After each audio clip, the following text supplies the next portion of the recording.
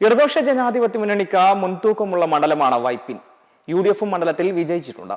2006 മുതൽ തുടർച്ചയായി LDF ആണ് മണ്ഡലത്തിൽ വിജയക്കൊടി പാറിക്കുന്നത്. ശക്തമായ പ്രാദേശിക സംഘടന, പഞ്ചായത്ത് തലത്തിലുള്ള നെറ്റ്വർക്കുകൾ, മത്സ്യത്തൊഴിലാളി യൂണിയനുകളുമായുള്ള റെസിഡൻസ് അസോസിയേഷനുകളുമായുള്ള നിരന്തര ഇടപെടൽ എന്നിവയിലൂടെ CPM വൈപ്പിനിൽ ശക്തമായ ഒരു അടിത്തറ ഉണ്ടാക്കി വെച്ചിട്ടുണ്ട്.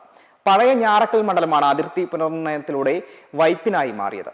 2021 നിയമസഭാ തെരഞ്ഞെടുപ്പിൽ വൈപ്പിൻ മണ്ഡലത്തെ സംബന്ധിച്ചിടത്തോളം ഒരു നിർണായക നേതൃമാറ്റം കൂടി വേദിയായിരുന്നു. ദീർഘകാലം മണ്ഡലത്തെ പ്രതിനിധീകരിച്ച മുതിർന്ന നേതാവ് എസ് ശർമ്മയ്ക്ക് പകരം ജനകീയ മുഖമായ KN ഉണ്ണികൃഷ്ണനെയാണ് CPM കളത്തിലിറക്കിയത്.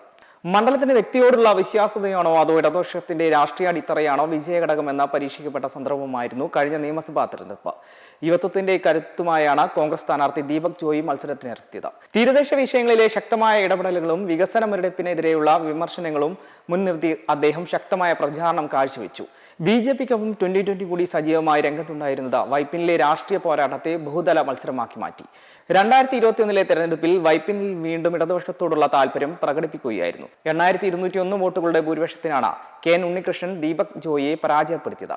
2020 സ്ഥാനാർത്ഥി ജോബ് ചക്കാലക്കൽ 16,707 വോട്ടുകളായിരുന്നു നേടിയത്. BJP സ്ഥാനാർത്ഥിക്ക് 13,540 വോട്ടുകളും ലഭിച്ചു. K. ഷൈജു ആയിരുന്നു BJP സ്ഥാനാർത്ഥി. LDFന്റെ തുടർച്ചയായ കരുത്ത അടിവരയിടുമ്പോൾ തന്നെ പ്രതിപക്ഷ വോട്ടുകളുടെ വിഭജനവും പുതിയ രാഷ്ട്രീയ ബദലുകളുടെ സാന്നിധ്യവും എടുത്തുകാട്ടിയ തെരഞ്ഞെടുപ്പ് കൂടിയായിരുന്നു 2021 നിയമസഭാ തെരഞ്ഞെടുപ്പ്. 2011 5242 വോട്ടുകളുടെ ഭൂരിപക്ഷത്തിലായിരുന്നു എസ് ശർമ്മ UDF സ്ഥാനാർത്ഥി അജയ് തറയിലിനെ പരാജയപ്പെടുത്തിയത്. BJP സ്ഥാനാർത്ഥി TG സുരേന്ദ്രൻ 2930 വോട്ടുകൾ നേടിയിരുന്നു. 2016 19,353 വോട്ടുകളുടെ ഭൂരിപക്ഷത്തിനാണ് എസ് ശർമ്മ വിജയിച്ചത്. കോൺഗ്രസ് സ്ഥാനാർത്ഥി KR സുഭാഷിനെയായിരുന്നു ശർമ്മ പരാജയപ്പെടുത്തിയത്.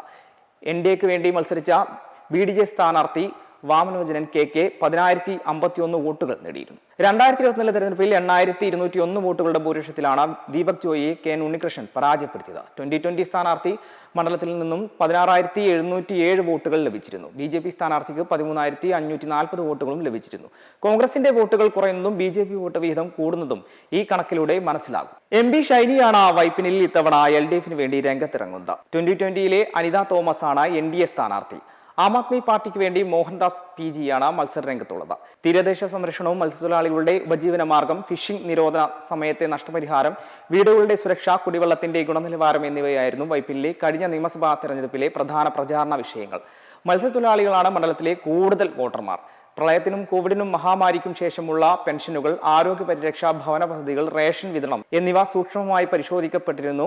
ഈ തെരഞ്ഞെടുപ്പിൽ ഇടതുപക്ഷം നടപ്പിലാക്കിയ വികസന പ്രവർത്തനങ്ങൾ പറഞ്ഞുകൊണ്ട് തന്നെയാണ് MP ഷൈനി വോട്ടർമാർക്ക് ഇടയിൽ എത്തുന്നത്. ഭരണവിരുദ്ധ വികാരമാണ് UDF പ്രചാരണായുധമായി കാണുന്നത്. BLM കേരള, തമിഴ്നാട്, പോണ്ടിച്ചേരി